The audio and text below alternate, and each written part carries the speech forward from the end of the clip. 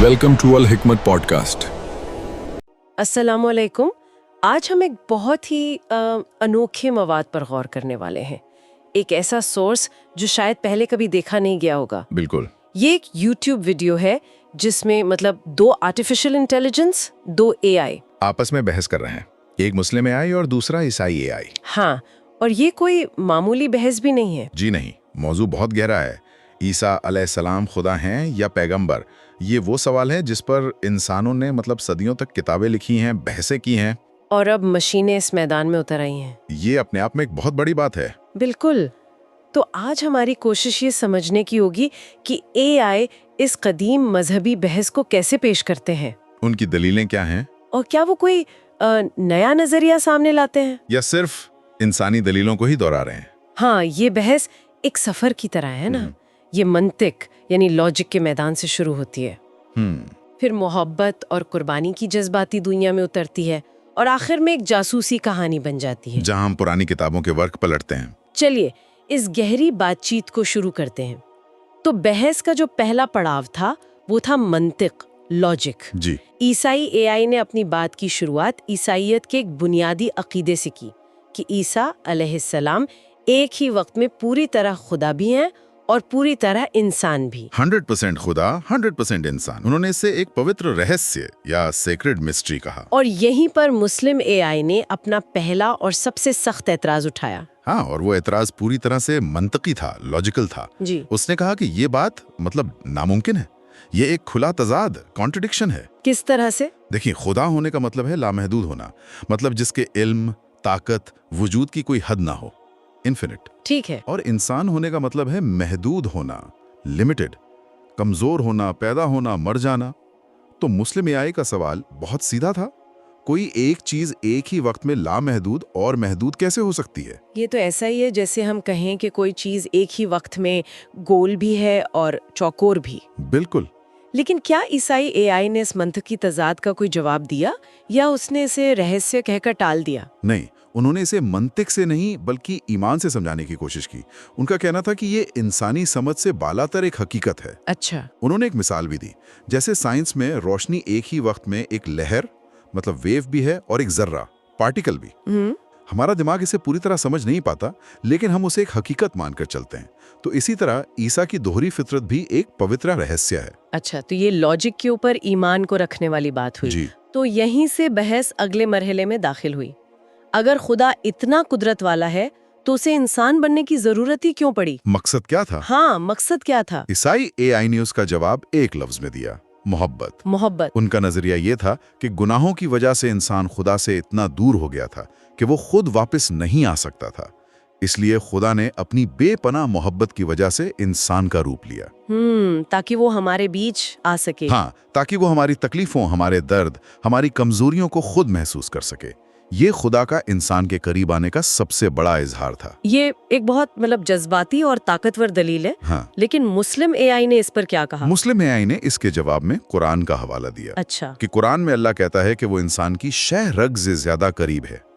तो उसे करीब आने के लिए जिस्मानी तौर पर इंसान बनने की जरूरत नहीं है, वो तो पहले से ही करीब है। तो फिर हिदायत कैसे आई? इस्लाम के मुताबिक खुदा ने इंसान की रहनुमाई के लिए पैगंबर भेजे जो इंसान ही थे, और आसमानी किताबें नाजिल की। बिल्कुल। इस्लाम में बंदा अपने अच्छे अमाल और इबादत के जरिए खुदा की तरफ बुलंद होता है, जबकि ईसाई नजरिए में खुदा को अपनी लामहदूद सिफात छोड़कर महदूद इंसान बनना पड़ा। तो ये एक तरह से तौहीद के खिलाफ है ना? मुस्लिम AI के मुताबिक हाँ, ये तौहीद के इस्लामी तसव्वुर के खिलाफ है। तो एक नजरिए में खुदा इंसान के पास आ रहा है और दूसरे में इंसान को खुदा की तरफ जाने का रास्ता दिखाया जा रहा है। बहुत बड़ा फर्क है। और इसी से जुड़ा है निजात, सैल्वेशन का सवाल कि इंसान गुनाहों से छुटकारा कैसे पाएगा। बिल्कुल। ईसाई AI ने समझाया कि निजात अच्छे कामों से कमाई नहीं जा सकती। अच्छा। ये खुदा का एक तोहफा है जिसे फजल या ग्रेस कहते हैं। उनके मुताबिक गुनाह सिर्फ कोई गलत काम करना नहीं है, बल्कि खुदा की मोहब्बत को ठुकराना है। और ये इतना बड़ा जुर्म है कि इसकी कीमत कोई इंसान अदा नहीं कर सकता था। इसलिए खुद खुदा ने इंसान बनकर ईसा के रूप में सूली पर अपनी जान देकर वो कीमत अदा की। ये एक की कुर्बानी सबके लिए वाला फलसफा, मुझे याद है मुस्लिम AI ने इस पर इंसाफ का एक बहुत गहरा सवाल उठाया था। हाँ, और वो सवाल बहुत अहम था। मुस्लिम आय ने पूछा, क्या एक बेगुनाह को गुनाहगारों की जगह सजा देना इंसाफ है? उसने एक मिसाल दी कि अगर एक जज अदालत में हर मुजरिम को यह कहकर छोड़ दे कि तुम्हारे बदले में मेरे बेटे ने सजा काट ली है, इसलिए तुम सब आजाद हो, तो क्या दुनिया उसे एक रहमदिल जज कहेगी? या एक नाइंसाफ जज? सही बात है। इस्लाम में इंसाफ का तस्वुर बहुत वाज़ेह है। कुरान कहता है, कोई किसी दूसरे का बोझ नहीं उठाएगा, हर शख्स अपने किए का खुद जिम्मेदार है। ये एक बहुत अहम नुक्ता है, और इसमें वो बात भी शामिल थी ना कि अगर आपने किसी इंसान पर जुल्म किया है तो सिर्फ खुदा से माफी काफी नहीं है। जी हाँ, बिल्कुल। मुस्लिम आय ने जोर दिया कि इस्लाम में दो तरह के हुकूक हैं, हुकूकुल्लाह और हुकूकुल इबाद। खुदा के हक और बंदों के हक। हाँ, अगर आपने नमाज नहीं पढ़ी तो आप खुदा से तौबा कर सकते हैं, लेकिन अगर आपने किसी का माल चुराया है या किसी पे जुल्म किया है तो आपको खुदा से माफी के साथ साथ उस इंसान से भी माफी मांगनी होगी और उसका हक वापस करना होगा। तो अब तक हमने देखा कि मंतिक और इंसाफ के पैमाने पर दोनों एआईज की दलीलें बिल्कुल अलग अलग थीं। जी। इसके बाद बहस अपनी अपनी आसमानी किताबों की तरफ मुड़ी। हाँ, ये वो हिस्सा है जहाँ दोनों ने टेक्स्ट से दलीलें पेश की। ईसाई एआई ने कहाँ से शुरू किया?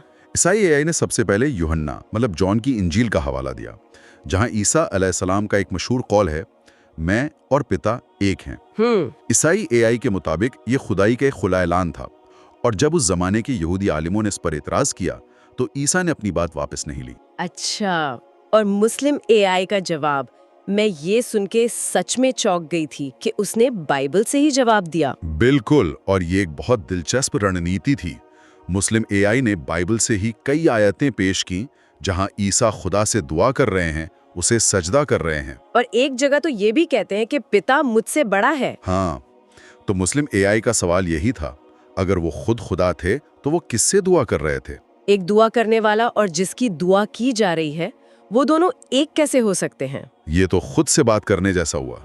और वो खुदा का बेटा, सन ऑफ गॉड वाली बात पर भी एक बहुत दिलचस्प नुक्ता उठाया गया था। जी, मुस्लिम एआई ने बताया कि बाइबल के पुराने अहदनामे ओल्ड टेस्टामेंट में खुदा का बेटा का लक़ब दूसरे पैगंबरों और नेक लोगों के लिए भी इस्तेमाल हुआ है, जैसे दाऊद और सुलेमान अलैहिस्सलाम के लिए। हाँ बिल्कुल, वहाँ इसका मतलब एक प्यारा और फरमाबरदार बंदा था।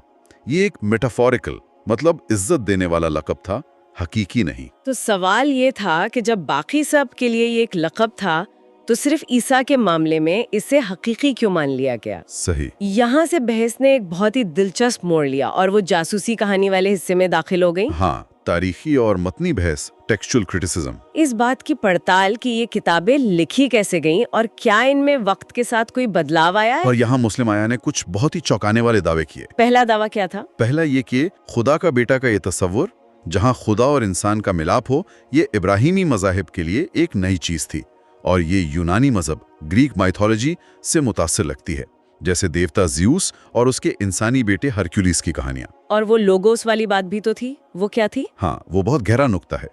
यूहन्ना की इंजील की शुरुआत होती है, शुरू में कलाम था और कलाम खुदा के साथ था और कलाम खुदा था। The word. हाँ, द वर्ड। यहाँ कलाम के लिए जो यूनानी लफ्ज है वो है लोगोस। कदीम यूनानी फलसफे में लोगोस का मतलब था कायनात की खुदाई मंतिक। मुस्लिम एआई का दावा था कि यूहन्ना ने इस यूनानी फलसफे को लेकर उसे ईसा की जात से जोड़ दिया। एक मिनट रुकिए, इसके बाद जो बात आई वो तो और भी हैरान करने वाली थी। किसी पुरानी पांडुलिपि मैन्युस्क्रिप्ट का जिक्र हुआ था, कोडेक्स सिनाइटिकस। हाँ, कोडेक्स सिनाइटिकस। जी, ये बाइबल के सबसे पुराने और मुकम्मल नुस्खों में से एक है, 4वीं सदी का है। मुस्लिम एआई ने बताया कि इस नुस्खे में मार्क की इंजील की जो सबसे पहली आयत है, उसमें खुदा का बेटा के अल्फाज मौजूद ही नहीं है। क्या? हाँ, आयत सिर्फ इतनी है, ईसा मसीह की खुशखबरी का आगाज। इससे तो ये शक पैदा होता है कि खुदा का बेटा का जुमला शायद बाद में किसी ने शामिल कर दिया हो। बिल्कुल, यही मुस्लिम एआई का नुक्ता था। ये तो बहुत बड़ी बात है। और फिर वो नीसिया की काउंसिल वाली बात। बिल्कुल, मुस्लिम एआई ने ये तारीखी हकीकत पेश की कि ईसा के दुनिया से जाने के बाद लगभग 300 साल तक चर्च के अंदर इस बात पर शदीद बहस चलती रही कि ईसा की असल हैसियत क्या है। 300 साल तक? हाँ, और आखिरकार 325 ईस्वी में रोमन बादशाह कॉन्स्टेंटाइन ने नीसिया नाम की जगह पर एक बड़ी काउंसिल बुलाई, और इसी काउंसिल में बहुमत से ये तय किया गया कि ईसा खुदा हैं। इसे एक सरकारी अकीदा बना दिया गया। तो सवाल ये उठता है कि अगर ये एक साफ हकीकत थी तो इसे तय करने में 300 साल क्यों लगे? यही सवाल मुस्लिम एआई ने उठाया। जाहिर है عیسائی آیا کے پاس ان سب باتوں کا کوئی جواب تو ہوگا؟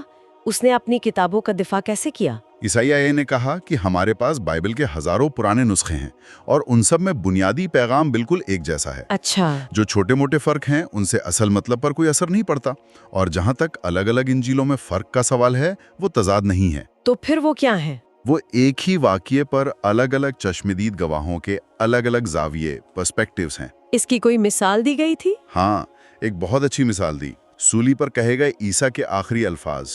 ایک انجیل میں درد کا اظہار ہے، میرے خدا تو نے مجھے کیوں چھوڑ دیا۔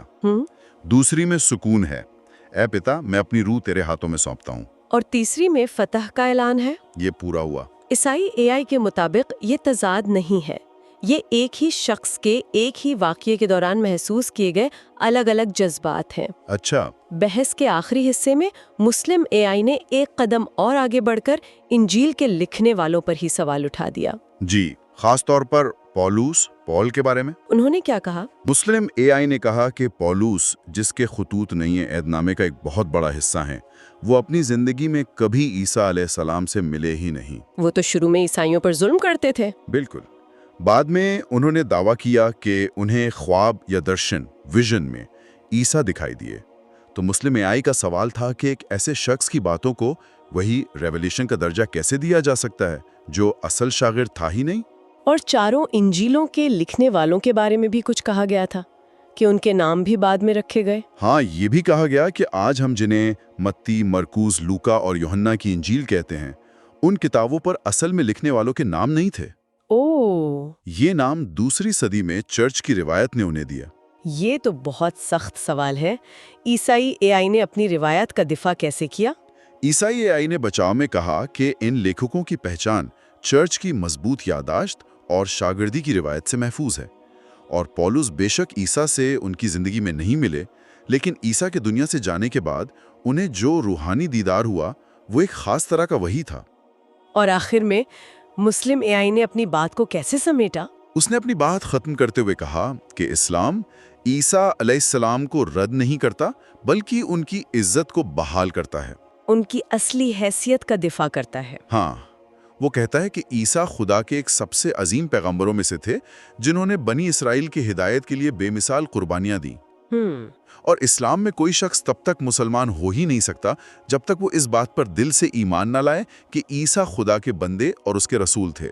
تو اس بحث نے دو بالکل مختلف نظریات کو بہت صاف طریقے سے ہمارے سامنے رکھ دیا ہے۔ جی، ایک طرف عیسائی نظریہ جو خدا کی محبت کا سب سے بڑا اظہار اس کے انسان بننے اور قربانی دینے میں دیکھتا ہے۔ ان کے لیے خدا کا قریب ہونا جسمانی طور پر قریب ہونا ہے، تاکہ وہ ہمارے دکھ درد میں شریک ہو سکے۔ اور دوسری طرف اسلام کا توحید کا نظریہ ہے جو خدا کی وحدانیت، اس کی عظمت پر کوئی سمجھوتا نہیں کرتا۔ اس نظریے کے مطابق ہدایت پیغمبروں اور کتابوں کے ذریعے آتی ہے، خدا کے خود انسان بننے سے نہیں۔ اور یہ سب دلیلیں کسی انسان نے نہیں بلکہ ایک مشین نے دی ہیں۔ ہاں، جو اپنے ڈیٹا بیس سے سیکھ کر بول رہی ہے۔ یہ پوری بات چیت سننے والے کے لیے ایک گہرا سوال چھوڑ جاتی ہے، اور شاید یہی اس بحث کا اصل مقصد تھا۔ سوال کیا ہے؟ سوال یہ ہے کہ خدا اور انسان کے بیچ قربت یا نزدیکی کا اصل مطلب کیا ہے؟ کیا یہ قربت تب حاصل ہوتی ہے جب خدا ہمارے جیسا بن جائے، یا تب جب ہم اس کی مرضی کے مطابق بننے کی کوشش کریں؟